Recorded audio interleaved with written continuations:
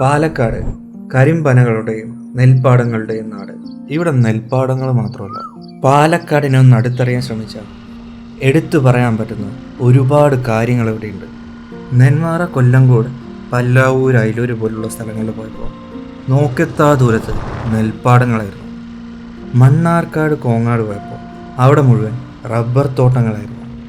നെല്ലിയാമ്പതിയിലാണെങ്കിൽ തേയില, കാപ്പിത്തോട്ടങ്ങൾ കൊണ്ട് നിറഞ്ഞിരിക്കുകയായിരുന്നു. നോക്കെത്താ ദൂരത്ത് തെങ്ങുകൾ മാത്രമുള്ളൊരു സ്ഥലം കൂടി നമ്മുടെ ഈ പാലക്കാടുണ്ട്. ആ കാഴ്ചകൾ കാണാൻ ചിറ്റൂരിനും കൊഴിഞ്ഞാമ്പാറയ്ക്കും അടുത്തുള്ള ഒരു കൊച്ചു ഗ്രാമത്തിലേക്കാണ് ഞാനിന്ന് വന്നിരിക്കുന്നത്. കുന്നംപിടാരി ഹില്ലും ഡാമും അതിനെ ചുറ്റിപ്പറ്റിയുള്ള കുറച്ചു മനോഹരമായ കാഴ്ചകളും കാണാനാണ് നമ്മൾ ഇന്നിവിടെ വന്നിരിക്കുന്നത്. ഈ സ്ഥലത്തിൻ്റെ ഗൂഗിൾ മാപ്പ് ലിങ്ക് ഞാൻ ഡിസ്ക്രിപ്ഷനിൽ കൊടുത്തിട്ടുണ്ട്. ഇവിടെ മുഴുവൻ തെങ്ങുകൾ കൊണ്ട് നിറഞ്ഞിരിക്കുക. അതിനൊരു കാരണമുണ്ട്. കേരളത്തിൻ്റെ പല ഭാഗങ്ങളിലേക്കും കള്ള് ചെത്തിക്കൊണ്ടുപോകുന്നത് നമ്മുടെ ചിറ്റൂരിൽ നിന്നാണ്. തെങ്ങിന് മുകളിൽ കാണുന്ന ആ മൺകുടം അതിനുവേണ്ടി വെച്ചിരിക്കുന്ന ഈ ഒരു കാഴ്ച നേരിട്ട് കാണാൻ വേണ്ടിയിട്ടായിരുന്നു രാവിലെ നേരത്തെ ഞാൻ ഇങ്ങോട്ട് ഇറങ്ങിയത്. ഈ അടുത്ത കാലത്ത് ചിറ്റൂരിലുള്ള തെങ്ങിൻ തോട്ടങ്ങളും അതിന് പിന്നിലുള്ള കള്ള് ചെത്തുകളെ കുറിച്ചൊക്കെ ഞാൻ അറിഞ്ഞത്.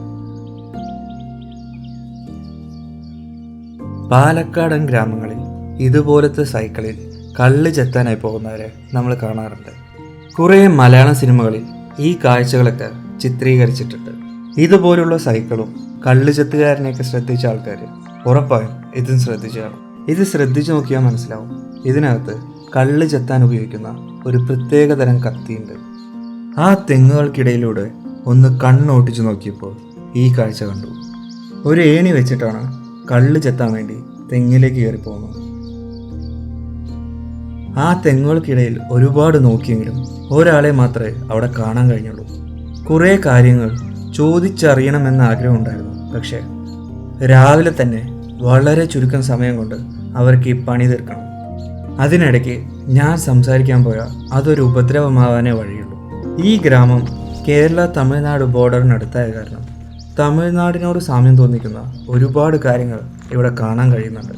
ഗ്രാമീണ പശ്ചാത്തലത്തിലുള്ള തമിഴ് സിനിമകൾ കാണുന്ന എല്ലാവരും ശ്രദ്ധിച്ചു കാണും. ഇതുപോലൊരു കട്ടിൽ വീടിന് മുറ്റത്തോ അല്ലെങ്കിൽ പറമ്പിലോ ഇട്ട് അവിടെ അവർ കിടന്നുറങ്ങാറുണ്ട്. ഇതെല്ലാം തമിഴ് സിനിമകളിൽ കണ്ടിട്ടുള്ള, നേരിട്ടിത് കാണാനോ എക്സ്പീരിയൻസ് ചെയ്യാനോ ഇതുവരെ കഴിഞ്ഞിട്ടില്ല. ഇവിടെ തെങ്ങുകൾ മാത്രമല്ല, അതിനിടയിലും വേറെ കുറേ കൃഷികൾ ചെയ്യുന്നുണ്ട്. ചില സ്ഥലങ്ങളിൽ പച്ചക്കറി കൃഷിയുണ്ട്, ചില സ്ഥലങ്ങളിൽ നെൽപ്പാടങ്ങളുണ്ട്, മറ്റു ചില സ്ഥലങ്ങളിൽ വെള്ളം കെട്ടി നിർത്തി മീൻ വളർത്തുന്നുണ്ട്. വേനൽക്കാലമായ കാരണവും ഇതിലൊന്നും വെള്ളം കാണുന്നില്ല. ഇവിടെ അടുത്ത് തന്നെ കുന്നംപിടാരി ഡാമുള്ള കാരണം വേനൽക്കാലത്തും ഇവിടെ കൃഷിക്ക് വെള്ളം കിട്ടുന്നുള്ള കാര്യം ഉറപ്പാണ്. ഈ ഏണിയുള്ളത് എന്തായാലും കൊള്ളാം. തെങ്ങ് കയറാൻ അറിയാത്തവർക്കും ഇതൊരു സഹായമാവും. വളരെ മനോഹരമായ കാഴ്ചകളാണ് ഈ ഒരു കൊച്ചു ഗ്രാമത്തിൽ വന്നപ്പോൾ കാണാൻ സാധിക്കുന്നത്. കുന്നൻ അമ്മൻ എന്ന ചെറിയൊരു അമ്പലത്തിന് മുന്നിലാണ് നമ്മളിപ്പോൾ നിൽക്കുന്നത്. ഈ ക്ഷേത്രത്തിന് പിന്നിൽ ഒരു കുന്നുണ്ട്. ആ കുന്നിന് മുകളിൽ വേറൊരു ക്ഷേത്രമുണ്ട്. ഈ ഗ്രാമത്തിലുള്ളവർ പൂജിച്ചു വരുന്ന ചെറിയൊരു ക്ഷേത്രം അത്. ഇന്നത്തെ ക്ലൈമറ്റ് കൊള്ളാം. അധികം ചൂടില്ല, ചെറിയൊരു തണുപ്പുണ്ട്. ഇടയ്ക്കിടയ്ക്ക് ഓരോ മഞ്ഞു തുള്ളികളും വീഴുന്നുണ്ട്. ഈ അമ്പലത്തിൽ ഒന്നിലധികം പ്രതിഷ്ഠകളുണ്ട്. വെള്ളിയാഴ്ചകളിൽ മാത്രമേ ഇവിടെ പൂജ ചെയ്യൂ എന്നാ പറയുന്നതായിട്ട്. ഈ കാണുന്ന സ്റ്റെപ്സ് വഴിയാണ് നമുക്ക് ആ കുന്നിന് മുകളിലേക്ക് കയറി പോകേണ്ടത്. അവിടെ നിൽക്കുമ്പോഴാണ് വേറൊരു കാര്യം ശ്രദ്ധിച്ചത്. പ്രണയ ജോഡികൾക്ക് ക്ഷേത്രത്തിൽ പ്രവേശനമില്ല, ധിക്കരിച്ചാൽ ശിക്ഷ ലഭിക്കും എന്നിവിടെ എഴുതി വെച്ചിട്ടുണ്ട്. ആദ്യമായിട്ട് ഒരു അമ്പലത്തിൽ ഇങ്ങനെ എഴുതി വെച്ചിരിക്കുന്നത് കാണുന്നത്. എന്തേലും കാരണം ഉണ്ടാവും. നമുക്കിനി അധികം സമയം കളയാതെ ഈ കുന്ന് കയറി തുടങ്ങാം. കുത്തനെയുള്ള സ്റ്റെപ്പല്ല, അതുകൊണ്ട് കയറുമ്പോൾ അധികം ക്ഷീണം തോന്നില്ല. ഈ സ്റ്റെപ്പിൽ അടിച്ചിരിക്കുന്ന ആ ഒരു പെയിൻറ് കോമ്പിനേഷനും തമിഴ്നാട് കോവിലുകളിലാണ് കണ്ടിരിക്കുന്നത്. കയറി വരുന്ന വഴിക്ക് ഞാൻ ഈ സ്റ്റെപ്സ് എണ്ണുന്നുണ്ടായിരുന്നു. ഏകദേശം 36 സ്റ്റെപ്സ് ഉണ്ട്. സ്റ്റെപ്സ് ഇവിടെ അവസാനിക്കുക, പക്ഷേ ഇനിയും മുകളിലേക്ക് കയറാനുണ്ട്. ഇതാണ് നമ്മൾ കയറി വന്ന വഴി. ഇവിടെ നിന്ന് നോക്കുമ്പോൾ താഴത്തെ അമ്പലമൊന്നും കാണുന്നില്ല. അങ്ങ് ദൂരെ കാണുന്ന മലമുകളിലുള്ള അമ്പലം, അതുവരെ നമുക്കിനി കയറാനുണ്ട്. ഇന്നത്തെ ക്ലൈമറ്റ് എന്തായാലും കൊള്ളാം. നല്ല വെയിൽ പ്രതീക്ഷിച്ച ഇങ്ങോട്ട് വന്നത്, പക്ഷെ ഇവിടെ നല്ല മഞ്ഞ് കാണുന്നുണ്ട്.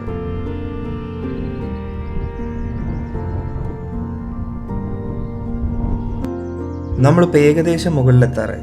നമുക്കിനി ഇവിടെയുള്ള കാഴ്ചയൊക്കെ കണ്ടിട്ട് കയറാം.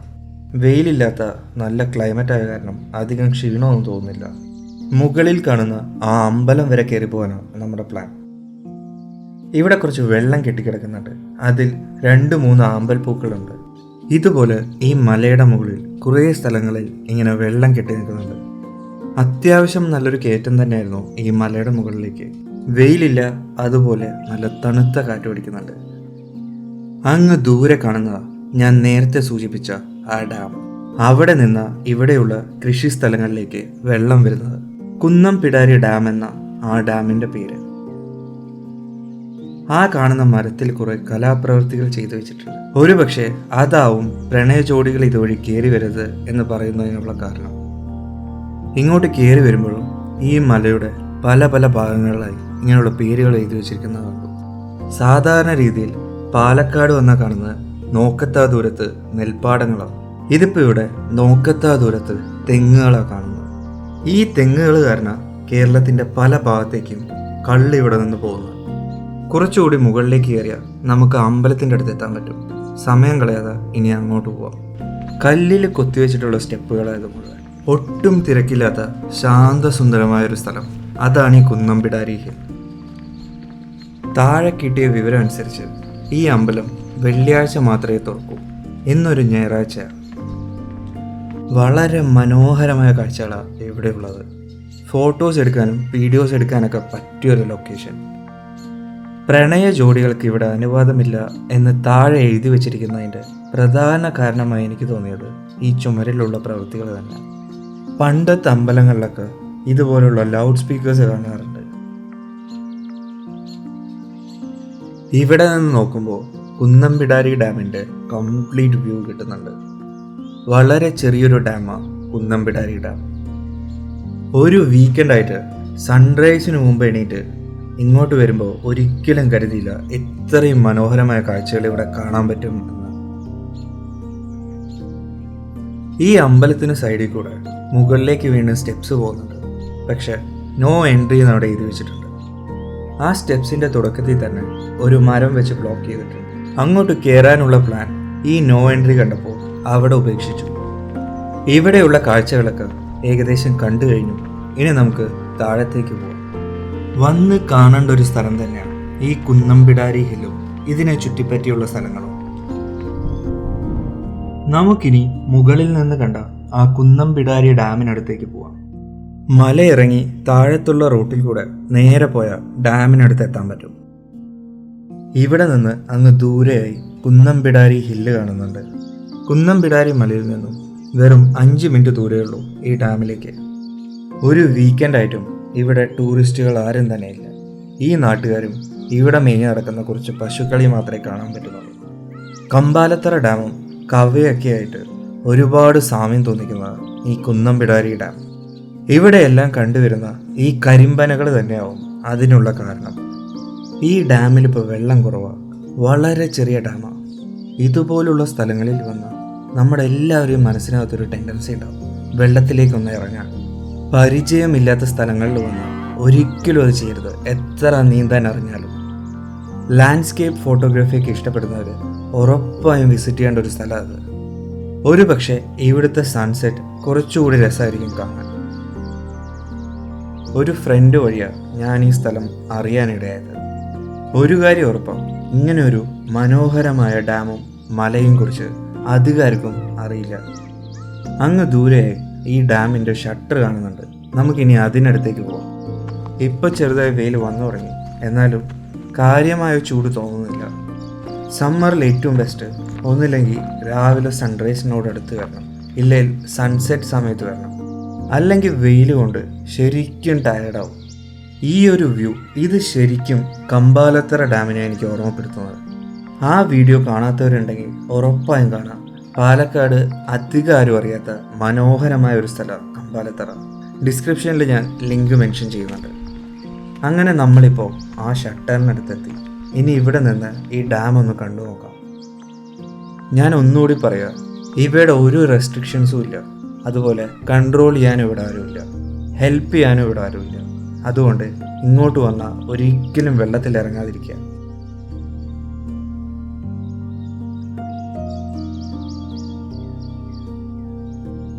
ടാറൊന്നും ചെയ്യാത്ത നാട്ടിൻപുറത്തുള്ള മൺപാത, ഡാമിലേക്കുള്ള വഴിയാത്.